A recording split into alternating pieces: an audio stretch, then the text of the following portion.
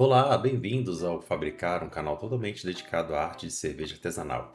Hoje vamos falar sobre a eficiência, né? Algumas perguntas que me fazem aí, principalmente os alunos do meu curso, sobre como a gente entende a eficiência, como é que a gente aumenta a eficiência, por onde que a gente tem os desperdícios e as perdas. Bom dia, boa tarde, boa noite. Meu nome é Marcelo Fenol, sou cervejeiro artesanal há mais de 10 anos e este aqui é o lugar onde você vai ter tudo o que você precisa para aprender a fazer cerveja de maneira fácil, uma linguagem bastante didática e bastante voltada para você. Teve alguma dúvida? Deixe nos comentários que eu respondo todos eles. Então, o que é a eficiência? Grosso modo, eficiência é o quanto você consegue render em uma atividade. Isso você pode levar para qualquer coisa da sua vida, né? Se a gente tem 100% de entrada e a gente tem 100% de saída, significa que a nossa eficiência foi máxima. Se nós tivemos 100% de alguma coisa de entrada e saiu 90%, então a nossa eficiência foi de 90%. E por aí vai. Então, a eficiência na cerveja, ela diminui por diversas coisas, né? Diversos acontecimentos, diversos fatores podem acontecer que vão diminuir a eficiência do teu processo cervejeiro como um todo. Por exemplo, você pode ter um malte muito proteico, então se ele tem muita proteína em relação a outro que tem menos proteína, significa que esse que tem menos proteína, ele tem mais amido, e aquele que tem mais proteína tem menos amido. Então, quanto mais proteico for o malte, menos eficiente ele é, porque menos açúcar a ser convertido você vai conseguir extrair daquele malte ou daquele grão. Você pode ter perdas por malte não convertido, né? Erros aí de conversão, perdas por mosto que foi inacessível após a sua mostura, abaixo ali do fundo falso, você não consegue drenar ele por limitações do seu equipamento, perdas diversas por trube de fervura, trube de fermentação, e ali a gente pode estar falando de proteína, de lucro, de fermento, de adjunto, às vezes casca de laranja no convite, tudo isso aí forma mais trube. Perdas durante as transferências por mangueiras, bombas e conexões. Perdas por purgas que são necessárias ali, né, em muitos estilos durante a fermentação. E às vezes até perda por acidente, um boil-over que teve na panela que derramou, quebrou o equipamento, entupiu, teve que tirar e ele acabou perdendo, né? Então a eficiência do teu sistema ele não é uma constante, ela varia conforme a receita, o estilo e o processo.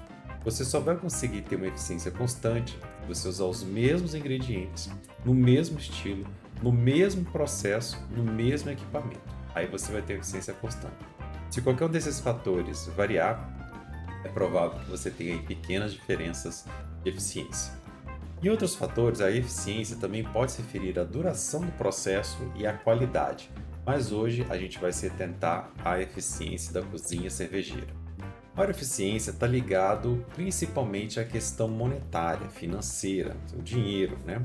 É você poder fazer mais cerveja com menos ingredientes, né? Ou seja, você tira mais daqueles ingredientes, seja malte, seja lúpulo, às vezes até da levedura, né? Tira mais deles e aí gasta menos. Ou você usa menos ingredientes para fazer a mesma receita. Então, em vez de você precisar lá 5 kg de grãos, você vai usar 4,5 kg, porque você aumentou a eficiência da tua cozinha. E aí você consegue também economizar. Na indústria, isso é extremamente importante, porque cada centavo vale, né? Quando a gente vai juntando ali os lotes, as bateladas, você conseguir economizar R$ 50 aqui, 30 ali, 40 ali, no final do mês, às vezes isso representa mais de R$ 1.000 de lucro. Então qualquer centavo ali é muito bem-vindo de economia na eficiência da indústria. E aí, para o cervejeiro caseiro, isso aí tem uma média importância, porque às vezes você está complicando o seu processo ali em mais 2, 3 horas de trabalho para economizar R$ 5, R$ 10 que seja. Então pode não ser tão atrativo para o cervejeiro caseiro focar demais na eficiência. Obviamente, uma ineficiência muito grande, aí sim vai ficar crítico, né? Porque você vai ter um custo muito maior aí para fazer a sua cerveja, ou você vai ter um desperdício de cerveja muito grande, você vai acabar tendo um lote muito pequeno. A eficiência, quando ela é aumentada, ela pode aumentar a complexidade do processo. Isso por quê? Porque você pode estar tendo que fazer novas atividades, fazer uma coisa mais longa, ter que colocar um novo adjunto, monitorar melhor certa coisa, fazer algo mais devagar. Então tudo isso pode aumentar a complexidade.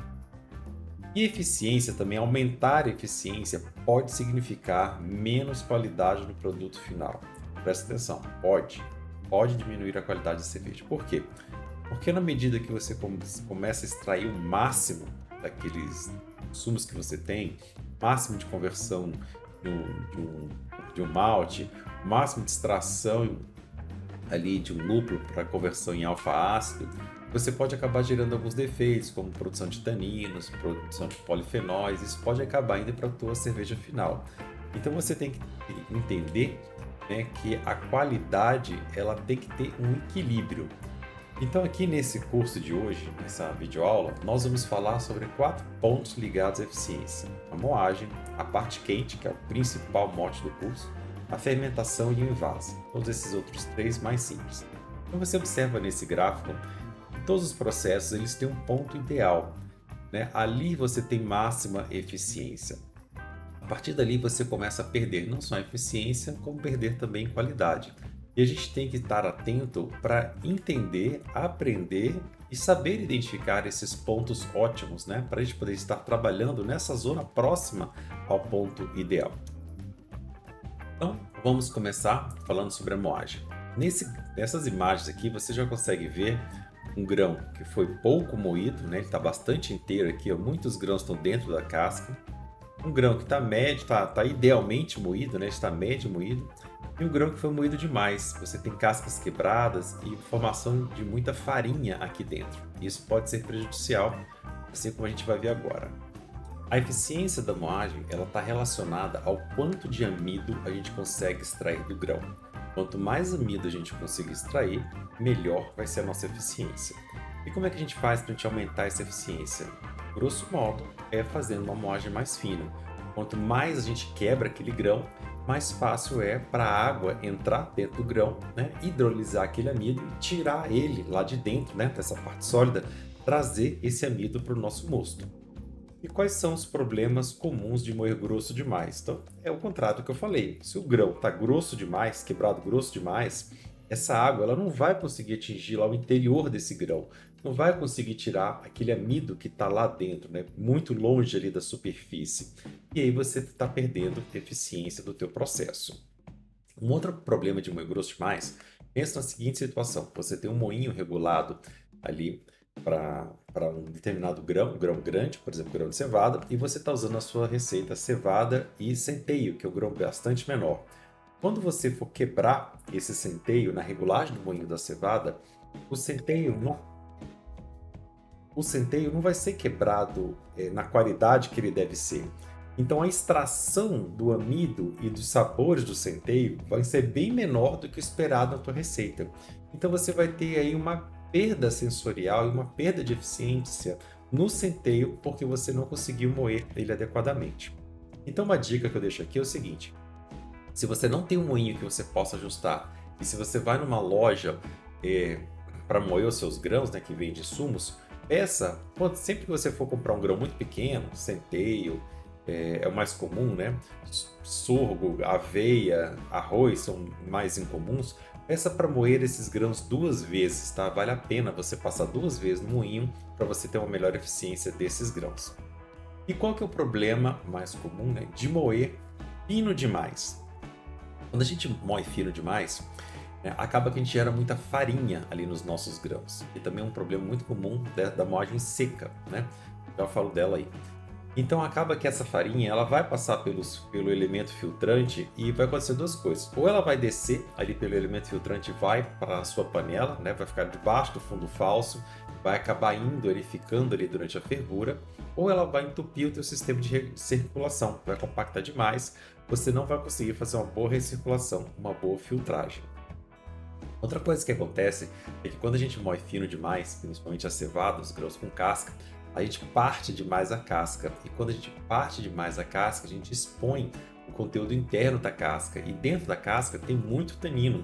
E esse tanino também vai passar para a cerveja como se fosse um defeito.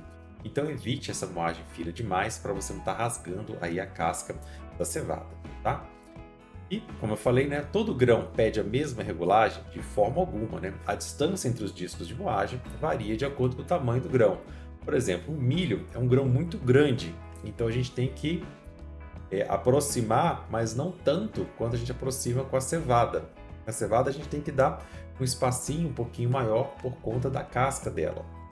O trigo é mais fino ainda, a aveia mais fino, arroz mais fino, o centeio que é um dos menores, sorgo é um grão muito pequenininho, então esses grãos você tem que trazer ele mais perto possível para você conseguir fazer a sua moagem com boa eficiência. Daqui para frente a gente vai falar sobre a parte quente. Isso aqui é um resumo da parte quente, tá? Aqui a gente tem a nossa panela de mostura, né, onde a gente faz a mostura. Depois a gente tem a panela de lavagem. Drenamos essa panela e fazemos aqui a preparação para a fervura, né, que é a drenagem que vai para a fervura. E depois a gente faz aqui um irpo e transfere para dentro do nosso fermentador. Aqui está representado em 5 elementos, né? Poderiam ser 5 panelas, mas normalmente está falando de uma panela ou 2 panelas no caso do cervejeiro caseiro. Então a gente vai falar sobre vários pontos de eficiência. Uma eficiência de conversão, que acontece na mostura. Uma eficiência de lavagem, que também acontece no final da mostura. E esses dois formam uma eficiência pré-fervura, tá? Depois a gente vai para a fervura, temos uma eficiência aqui e a gente tem toda essa eficiência da parte quente. E depois vai lá para a parte da fermentação, né? A eficiência da tua cozinha completa é a junção de todas essas etapas. Então a gente tem uma eficiência da parte quente, uma eficiência da parte fria, né? Então qual é a relação disso? A gente tem aqui, ó, uma expectativa, um potencial de extração de açúcares daqueles grãos e a gente, ao longo do caminho, vai perdendo parte, né, desses grãos, desse potencial por exemplo, problemas de amido não convertido, de açúcares que ficaram ali soltos na cama de grãos durante a lavagem, por precipitação de proteínas durante a fervura, que forma aquele trube ali que a gente não consegue transferir depois para o fermentador, né? Trube de lupulagem, e aí toda a retirada disso a gente vê que começa grande aqui e vai diminuindo até a gente ter a eficiência final do nosso sistema. Enquanto que os desperdícios, né, começam zero e eles vão aumentando aqui ao longo. Então a gente vai falar nos slides seguintes sobre essas etapas em detalhes. Você está gostando do vídeo? Quer aprender mais? Né? Quer aprender tudo sobre cerveja artesanal? Como usar ingredientes? Como resolver problemas? Como ser capaz de construir suas próprias receitas e não depender de receitas dos outros, né? Como entender os métodos diferentes, se tornar um mestre cervejeiro e ter ainda o meu apoio aí do seu lado nessa jornada cervejeira? Então não deixe para depois, faça hoje mesmo o seu curso marcelofenol.kbook.com.br, um lugar que eu vou estar junto com você te ensinando aí todo esse material, todas essas etapas que você vê aqui na sua tela, né? Curso aqui que tem mais ou menos 10 módulos e mais 3 módulos bônus, né? São praticamente 25 horas aulas aí que complementam todo esse curso, ok? QR Code também está aí, pode facilitar, aponta seu celular e faça lá o seu cadastro. E olha, garantia incondicional. Se na primeira semana você não gostou do curso, pode pedir o seu reembolso que você vai ser reembolsado 100%, sem nenhum questionamento meu ou da equipe de vendas. Te espero lá, um forte abraço. Então vamos falar sobre a eficiência da mostura, né? A eficiência da mostura está relacionada à conversão do amido em açúcares fermentáveis. Então quanto maior a conversão, né, maior vai ser o nosso rendimento. Então essa conversão depende lá da moagem? Depende. Só que aqui a gente vai estar mais atento às questões de conversão e não de extração. As questões de hidrolização, né? Tirar aquele amido para dentro, a gente já abordou lá na parte da moagem do grão. E agora a gente vai falar em relação da conversão. A gente tem amido e amido não serve para fazer cerveja. Nós temos que ter aqui açúcares fermentáveis. Então essa é a nossa eficiência de mostura. Como é que a gente aumenta a eficiência nessa etapa? Primeira coisa é a relação água-malte próxima de 3. Se você tiver uma relação água-malte muito viscosa, né, pouquíssima água, a água não vai ser suficiente para hidrolisar e para tirar esse açúcar de dentro ali dos seus grãos, né? Vai ficar muito açúcar ali preso, está muito grosso esse óleo aí, né? Você não consegue fazer uma boa extração. Por outro lado, se você colocar uma água muito grande, colocar ali 8 litros por quilo, vai estar tão disperso esses teus. Você vai ter uma boa extração desses grãos, mas vai estar tão disperso que as enzimas não vão conseguir trabalhar ali com boa eficiência e você não vai conseguir ter uma boa conversão também. Ou vai ser demoradíssima, vai levar ali 2, 3, 4 horas para você conseguir converter. Então tente aproximar a relação água-malte para 3, 3,5 ali para você ter uma boa eficiência. Outra questão é o pH, né? As enzimas elas estão muito ligadas ali a um range de pH. Enquanto esse pH estiver entre 5,2 e 5,4, você vai ter a maior eficiência das enzimas, né? Principalmente as enzimas amiláticas, que é o que estão falando aqui de conversão. Maior tempo de mosturação. A conversão é proporcional à mosturação, ao tempo de mosturação até um determinado ponto, né? Então, por exemplo, se você tem uma mosturação ali de 30 minutos a 66 graus centígrados, você vai ter uma determinada conversão. Pode ser total para aquela receita? Pode.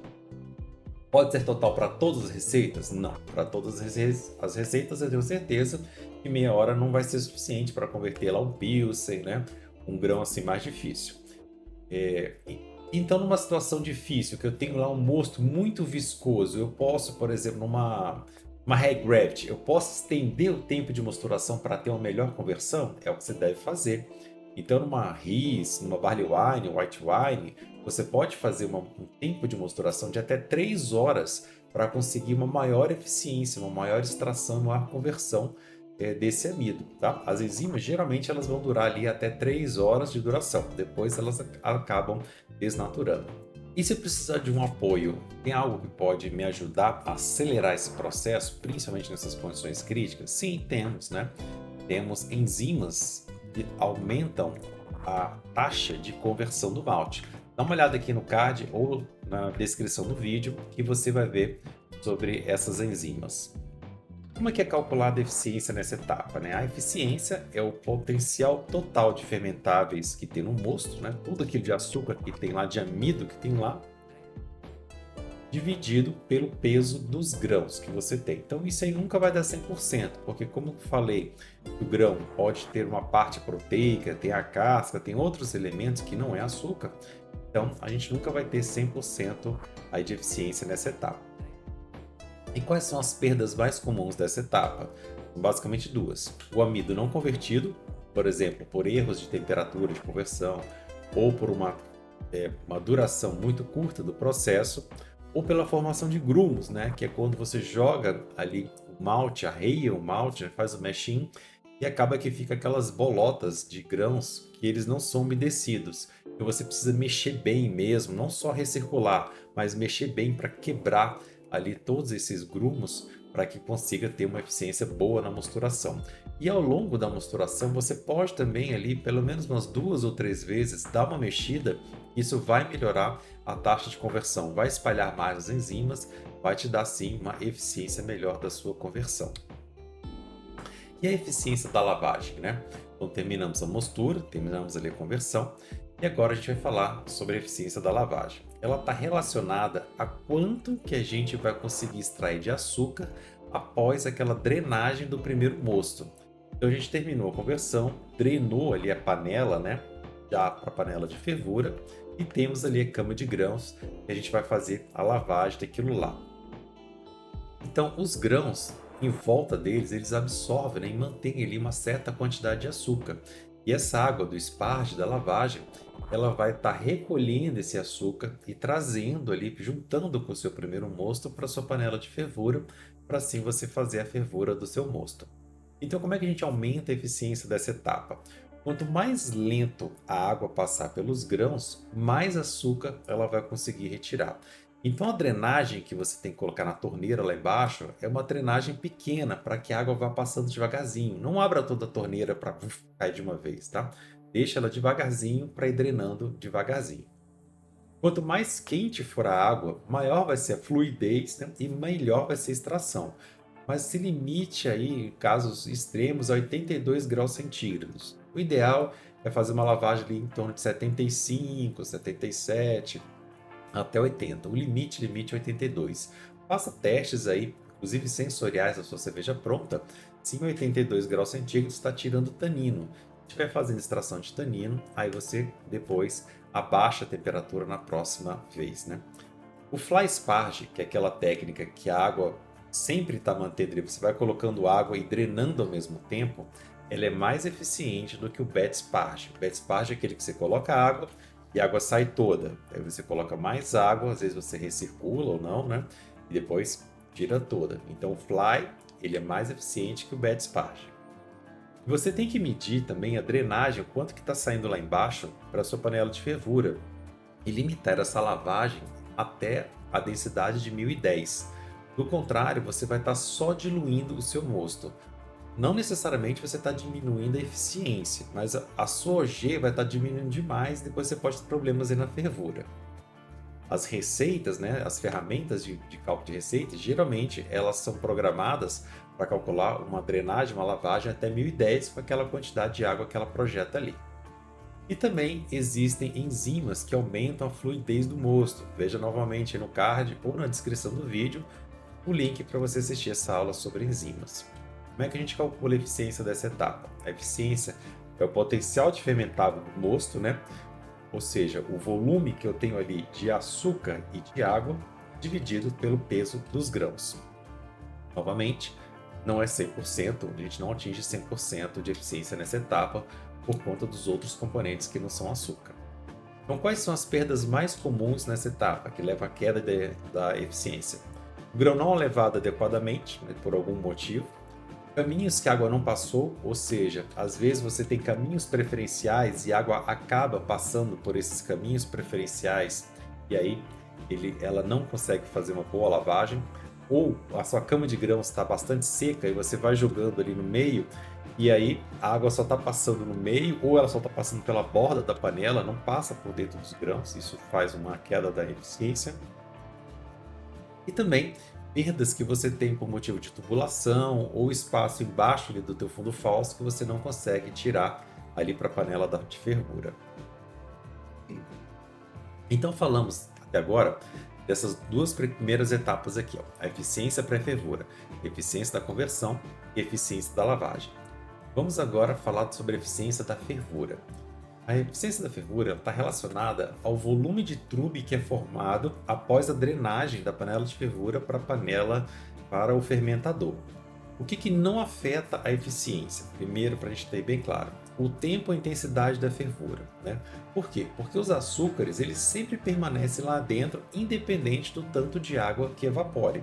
Tá? A relação SG-volume ela se mantém independente ali do quanto que ferveu, se foi meia hora, se foi 4 horas. Isso não afeta a eficiência.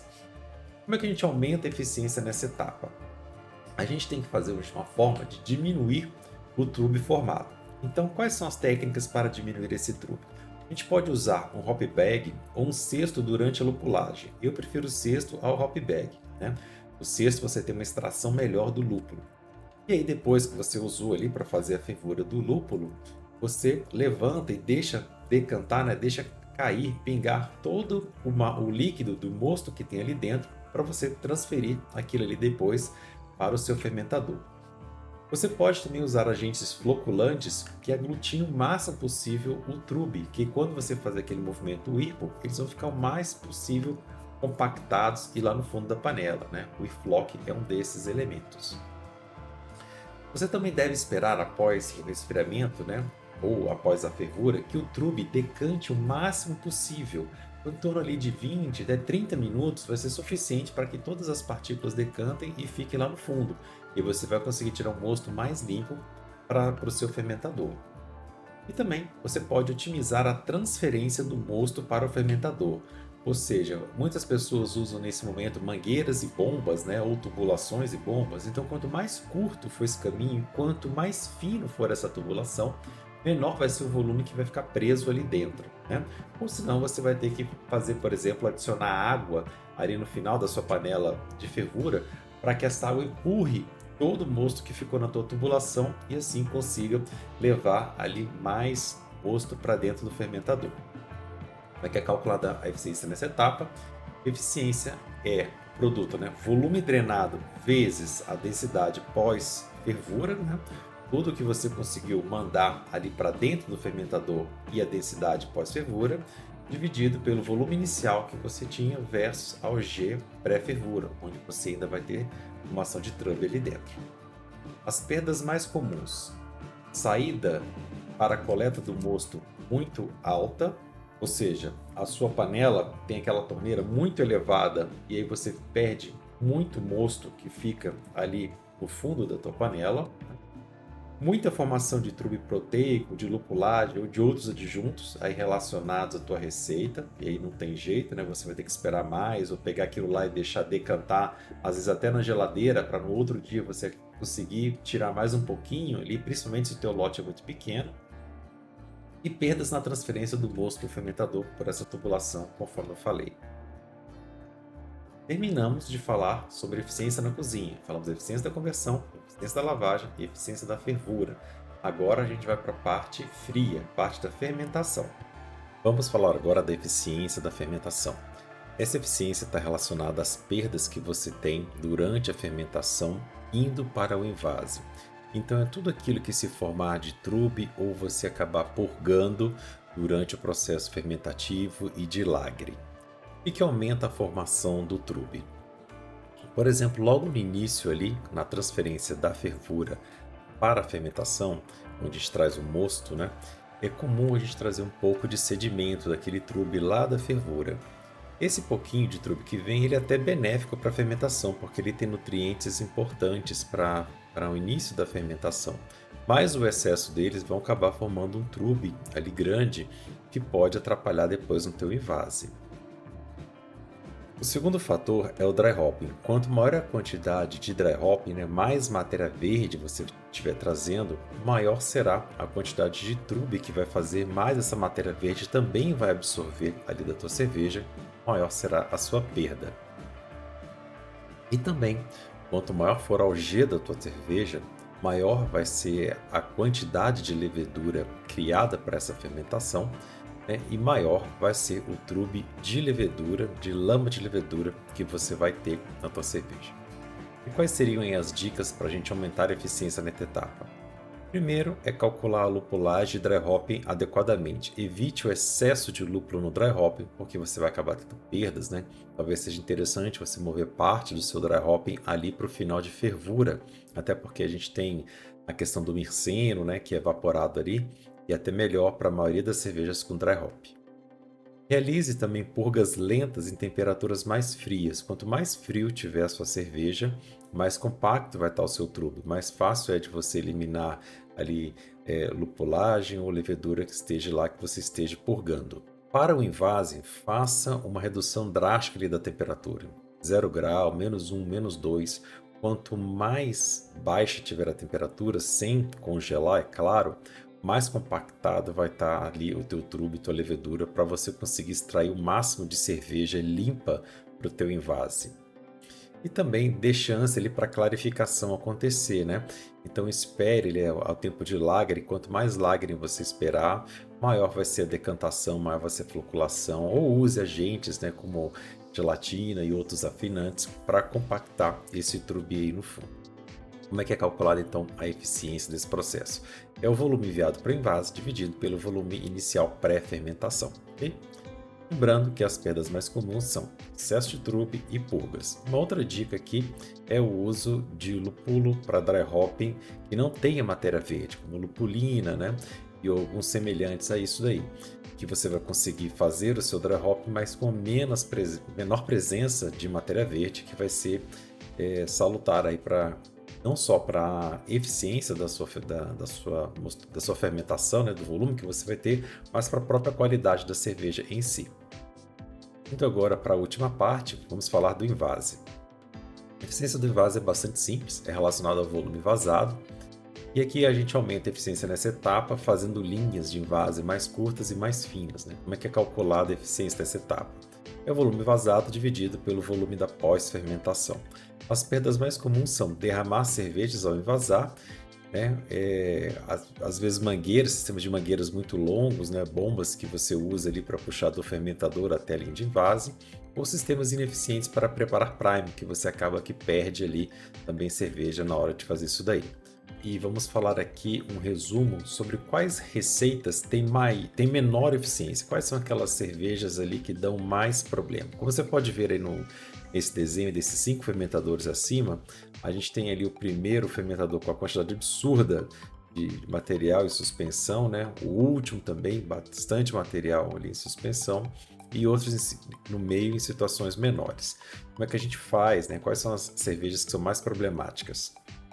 As NEIPAs, para mim, são as cervejas mais difíceis que mais geram trube, né? Principalmente por causa da quantidade de lúpulos que a gente usa, tanto ali de final de fervura e o Whirlpool, que vai gerar muito trube ali de final de fervura, quanto também os diversos dry hoppings que a gente faz durante e após a fermentação e também vão gerar bastante trube, né? A solução, como eu já falei anteriormente, é usar lupulina e outros compostos que tenham menor matéria verde para você estar produzindo o aroma. Também otimize a lupulagem de Whirlpool, né, que eu trouxe lá para a sugestão para trazer um pouquinho lá para o Whirlpool, onde você vai ter uma compactação melhor aí desse trube proteico, simplesmente porque você consegue levantar ali o teu cesto e escorrer mais mosto e aí acaba que compacta um pouco mais. A outra situação são as cervejas High Gravities, né?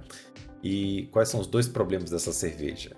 A primeira é porque é difícil extrair mais grãos do amido quando está ele muito viscoso, né? Então acaba que você tem que fazer às vezes uma lavagem maior, mais intensa para conseguir extrair mais daquilo lá. E aí a solução nesse caso é fazer uma fervura por maior tempo. A fervura nas high gravities é essencial. A fervura longa eu estou falando, né? Ela ajuda na coagulação proteica, ajuda a controlar melhor a oxidação, dá mais complexidade sensorial, limpa mais a cerveja e você consegue também reduzir ali a OG, né, para um número adequado quando você tem que fazer uma lavagem mais intensa. E as high gravities também, elas geram muita lama fermentativa, né? Como você tem um mosto ali muito doce, acaba que a multiplicação celular é intensa. Então, gele bem antes do invase para você ter uma compactação ou faça as purgas aí depois de ter a cerveja bem gelada. Pessoal, por hoje é isso. Espero que vocês tenham gostado. Considere se inscrever no canal, assinar o sininho de notificações, né, nos seguir nas redes sociais e fazer o meu curso marcelofenol.ebook.com.br, um lugar que eu tenho para ensinar a fazer cerveja com você. Um forte abraço e até a próxima. Fique com Deus.